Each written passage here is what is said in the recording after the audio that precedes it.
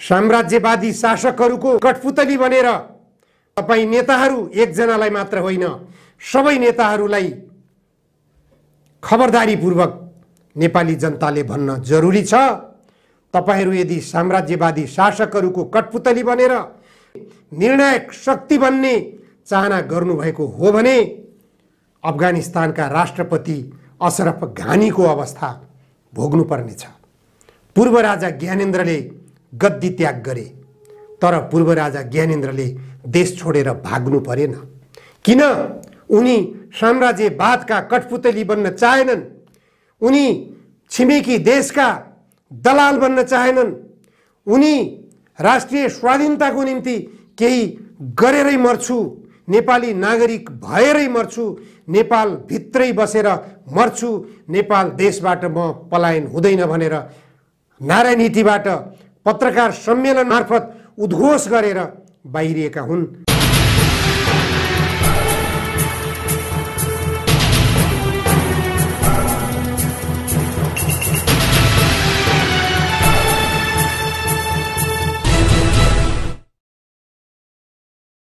आजको जनचासोको 83औं श्रृङ्खलामा जनधारणा खबरमा यहाँहरूलाई स्वागत छ। काठमाडौँ महानगरपालिकाले घरभित्रबाट फोहोर बाहिर ननिकाल्न उर्दी जारी गरेको छ।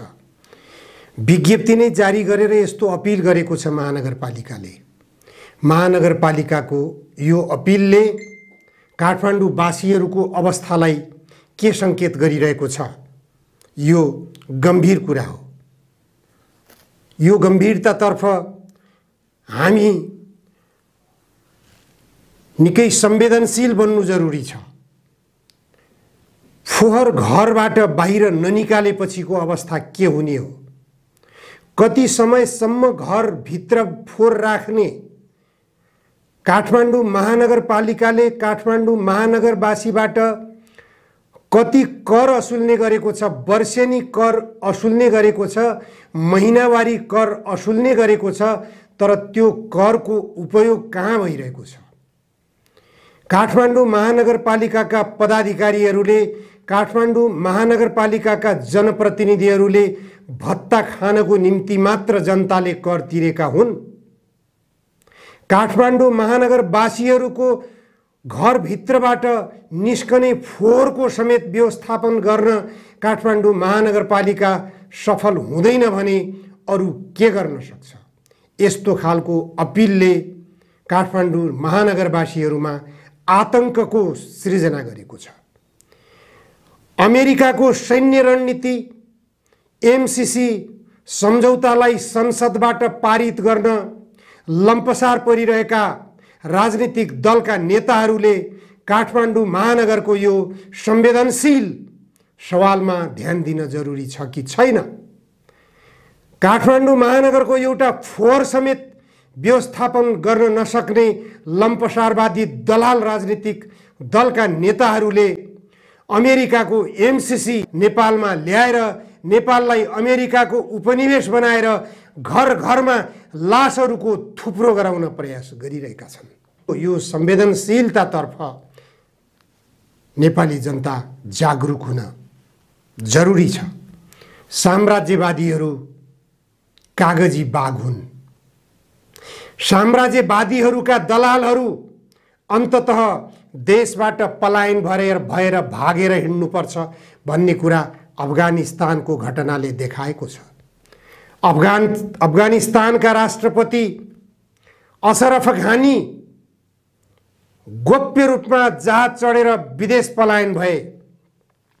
उपराष्ट्रपति पनि उनीसँगै पलायन भएका छन्। यो अवस्थाले सङ्केत दिएको छ साम्राज्यवादका दलालहरूको अवस्था अन्ततः के हुन्छ। ओसामा बिन लादेनको अवस्था र सद्दाम हुसेनको अवस्था भन्दा फरक खालको अशरफ घानीको अवस्था सार्वजनिक भएको छ। अफगानिस्तानका राष्ट्रपति अशरफ घानीले अफगानिस्तान छोडे लगत्तै अमेरिकाका पूर्व राष्ट्रपति र वर्तमान राष्ट्रपति बीचमा आरोप प्रत्यारोपको सुरुवात भएको छ। पूर्व राष्ट्रपति ट्रम्पले वर्तमान राष्ट्रपति जो बाइडेनलाई आरोप लगाएका छन् अफगानिस्तानबाट अमेरिकी सेना फिर्ता गराउने निर्णय गर्नु जो बाइडेनको ठुलो कमजोरी हो, ठुलो गल्ती हो। उनले अब राजीनामा गर्नुपर्छ भनेर माग गरेका छन्। अमेरिकाले सेना पठाएर अफगानिस्तानमाथि आजसम्म जुन नरसंहार गर्यो, जुन अफगानिस्तानको भौतिक संरचनाहरू ध्वस्त गरायो, त्यसको जिम्मेवारी अमेरिकाले लिने कि नलिने? जो बाइडेनले जे निर्णय गर्नुभएको छ अहिले अफगानिस्तानबाट सेना फिर्ता गर्ने निर्णय संसारव्यापी रूपमा स्वागत योग्य कदम हो। यो कदमले राष्ट्रपति जो बाइडेन शान्तिको निम्ति प्रयत्नरत हुनुहुन्छ। साम्राज्यवाद विदेशी मुलुकहरूमा सही छैन भन्ने कुरा उहाँले बुझिसक्नु भएको छ, जुन कारणबाट अमेरिका सर्वाधिक आलोचित बन्दै आएको छ। त्यो कमजोरीलाई राष्ट्रपति जो बाइडेनले सच्याउने प्रयास गरिरहनु भएको सन्देश अफगानिस्तानबाट सेना फर्काउने निर्णय गरिएबाट प्रष्ट भएको छ। अमेरिकाको दलाल शासकको रूपमा अफगानिस्तानका राष्ट्रपति घानीले धेरै ठुलो नोक्सानी पुर्याएका छन्। अफगानिस्तानमा अब सत्ता कब्जा गरिरहेका तालिबानीहरूले भोलिको शासन सत्ता कसरी सञ्चालन गर्ने हुन् भन्ने बारेमा अहिले नै चासो र चिन्ता सर्वव्यापी भइरहेको छ। संसार त्यसतर्फ आँखा लगाइरहेको छ, कान ठाडा गराइरहेको छ। तालिबानीले अफगानी जनताको चाहना बमोजिम अफगानको स्वतन्त्रताको निम्ति, अफगानको राष्ट्रिय स्वाधीनताको निम्ति अवश्य पनि ध्यान पुर्याएर त्यहाँ शान्ति कायम गर्नेछन्, त्यहाँका जनतालाई सुख र समृद्धिको बाटोतर्फ लैजानेछन् भनेर विश्वले आशा गरिरहेको छ। विश्वका न्यायप्रेमी जनताले त्यस्तो आशा गरिरहेका छन्। त्यो आशालाई निश्चय पनि तालिबानीहरूले सम्मान गर्नेछन् भनेर विश्वास गर्न सकिन्छ, किनभने उनीहरूले साम्राज्यवादी हस्तक्षेपका विरुद्ध अफगानिस्तानलाई मुक्त गराएका छन्, अफगान जनतालाई मुक्त गराएका छन् र उनीहरूले देशभित्र जनतालाई स्वतन्त्रताको अनुभूति दिलाउन जरुरी छ। उनीहरूले समाजवाद गन्तव्य लिन जरुरी छ, त्यसतर्फको गन्तव्य लिन सक्लान् भन्ने कुरा हामीले आशा गर्न सक्दछौँ। कारण धेरै छन्, किनभने अमेरिकाले सेना फिर्ता गरेसँगै चीनसँग तालिबानी नेताको संवाद भएको छ। यसले पनि सङ्केत गर्दछ तालिबानीहरूले समाजवादको गन्तव्य लिनेछन्। चीनले शान्तिप्रेमी बाटोमा डोर्याउन अफगानिस्तानलाई अवश्य पनि मार्गनिर्देश गर्ने आशा गर्न सकिन्छ। चीनले युद्धको उन्मादबाट उन्मुक्त भएर वातावरणीय सन्तुलन बनाएर सबैलाई सम्पन्न बनाएर सबैलाई समाजवाद उन्मुख हुने बाटो देखाएर सहयोगीको भूमिकामा आफू प्रस्तुत भएर अगाडि बढिरहेको दृष्टान्त हामीले पाइरहेका छौँ। बीआरआईको कन्सेप्टबाट जो चीन अगाडि बढ्न खोजिरहेको छ त्यसले गरेको सङ्केत यही हो, जुन बीआरआईमा नेपाल पनि बाँधिएको छ, नेपालले पनि प्रतिबद्धता जनाएको छ। तर यहाँ अमेरिकाले युद्ध नीति थोपर्न चाहिरहेको छ। एमसीसीका नाममा युद्ध नीति भित्र्याएर नेपाललाई युद्धस्थल बनाएर नेपालका प्राकृतिक सम्पदाहरू कब्जा गरेर नेपालको जल सम्पदा भारतलाई सुम्पिएर अमेरिकाले नेपाललाई आफ्नो कठपुतली बनाउने योजना बनाइरहेको छ। अफगानिस्तानबाट अमेरिकी सेना बाहिरिए लगत्तै उसको निशाना नेपालमा त्यो सेना भित्र्याउने लक्ष्य रहेको देखिन्छ। एमसीसी सम्झौता पास गर्नको निम्ति अमेरिकी राजदूतको दौडधुप र नेपालका राजनीतिक दलका नेताहरूको लम्पसार यसैको सङ्केत हो। संसदबाट एमसीसी सम्झौता पारित हुनासाथ अफगानिस्तानका राष्ट्रपतिको जुन हैसियत हिजो थियो त्यही हैसियत नेपालका राजनीतिक दलका नेताहरूको हुने निश्चित छ। अमेरिकाको निर्देशन बमोजिम अमेरिकाको खटन पटन अनुसार नेपालको सरकार लाग्नुपर्ने हुन्छ। नेपालको सरकारले नेपाली जनतामाथि अमेरिकाको निर्देशन बमोजिम दमन गर्नुपर्ने हुनेछ। नेपालका प्राकृतिक सम्पदाहरूमाथि अमेरिकाको निर्देशन बमोजिम गर्नुपर्ने बाध्यता नेपालको सरकारलाई हुनेछ। नेपालका संविधान खारेज हुनेछन्। एमसीसी सम्झौताले त्यो स्पष्ट रूपमा निर्दिष्ट गरेको छ। एमसीसी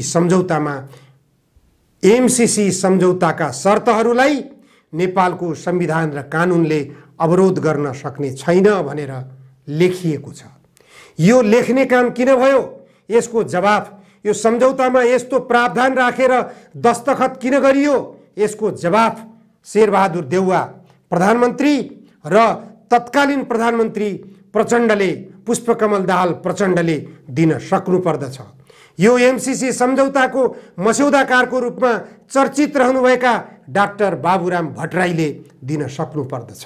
नेपालको कानुन र संविधानले कारबाही गर्न नसक्ने एमसीसी सम्झौताको शर्त बाबुराम भट्टराई यदि त्यसको मस्यौदाकार हो भने नेपालमा अशरफ घानी बन्न चाहनु भएको हो डाक्टर बाबुराम भट्टराई।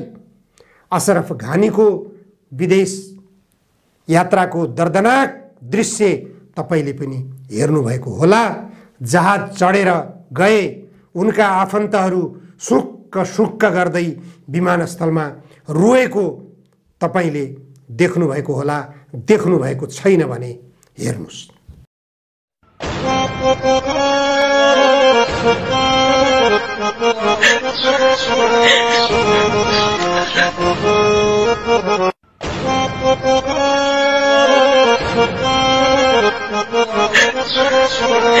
यो दृश्यले देखाउँछ दलाल शासकहरू क्षणिक मनोरञ्जनमा नडुब, क्षणिक शक्तिशाली बनेर नेपाली जनताको शासक बन्ने प्रयास नगर। कमरेड प्रचण्डले निर्णायक शक्ति बन्ने रहर गर्नुभएको छ। निर्णायक शक्ति बन्नको लागि देशलाई साम्राज्यवादबाट मुक्त गर्नुस्, देशमा समाजवाद स्थापना गर्ने प्रयास गर्नुस्, पढ्न नपाएका बालबालिकाहरूलाई निशुल्क पठन पाठनको व्यवस्था गर्नुस्, उपचारबाट वञ्चित भएका नेपाली जनतालाई निशुल्क उपचारको व्यवस्था गर्नुस्, निशुल्क शिक्षाको व्यवस्था गर्नुस्, वैदेशिक रोजगारीका निम्ति विदेशमा भौतारिएका 80 लाख नेपाली युवाहरूलाई नेपाली धरतीमा रोजगारीको सृजना गर्नुस्, कृषि उत्पादन बढाउनुस्।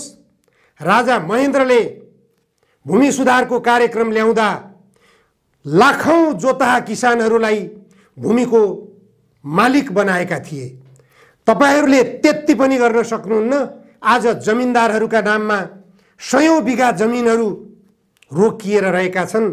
ती जमिनहरूमा किसानहरूको जोताहा हक कायम गराउन तपाईले किन नसक्ने? तपाईको 10 वर्षे जनयुद्धले क्रान्तिकारी भूमि सुधारको प्रचार किन गरेको थियो? भूमिहीनहरूको नाममा भूमिको स्वामित्व कायम गर्ने प्रचार किन गरेको थियो? सर्वहाराहरूको हातमा, सर्वहारा वर्गको हातमा राज्य सत्ता ल्याउने सपना किन देखाएको थियो? यिनै सपना देखाउँदा देखाउँदै संविधानमा प्रस्तावनामा गन्तव्य समाजवाद भनेर किन लेख्नु भएको हो? गन्तव्य समाजवाद मार्फत समृद्ध नेपालको निर्माण गर्ने भनेर किन लेख्नु भएको हो? यी सबै गर्ने हो भने तपाई निर्णायक शक्तिमा पुग्नुहुनेछ। नेपाली जनताले तपाईलाई निर्णायक हैसियतमा पुर्याउनेछन्। तर साम्राज्यवादी शासकहरूको कठपुतली बनेर तपाई नेताहरू एकजनालाई मात्र होइन, सबै नेताहरूलाई खबरदारीपूर्वक नेपाली जनताले भन्न जरुरी छ। तपाईहरू यदि साम्राज्यवादी शासकहरूको कठपुतली बनेर निर्णायक शक्ति बन्ने चाहना गर्नुभएको हो भने अफगानिस्तानका राष्ट्रपति अशरफ घानीको अवस्था भोग्नुपर्नेछ। पूर्व राजा ज्ञानेन्द्रले गद्दी त्याग गरे, तर पूर्व राजा ज्ञानेन्द्रले देश छोडेर भाग्नु परेन। किन? उनी साम्राज्यवादका कठपुतली बन्न चाहेनन्। उनी छिमेकी देशका दलाल बन्न चाहेनन्। उनी राष्ट्रिय स्वाधीनताको निम्ति केही गरेरै मर्छु, नेपाली नागरिक भएरै मर्छु, नेपाल भित्रै बसेर मर्छु, नेपाल देशबाट म पलायन हुँदैन भनेर नारायणहिटीबाट पत्रकार सम्मेलन मार्फत उद्घोष गरेर बाहिरिएका हुन्। सबैले देखेको कुरा हो, महसुस गरेको कुरा हो। मैले देश छोडेर जाने सोच बनाएको पनि छैन। म मातृभूमि नेपालमा नै बसी मुलुकको बृहत्तर हित र शान्तिका लागि योगदान पुर्याउन चाहन्छु।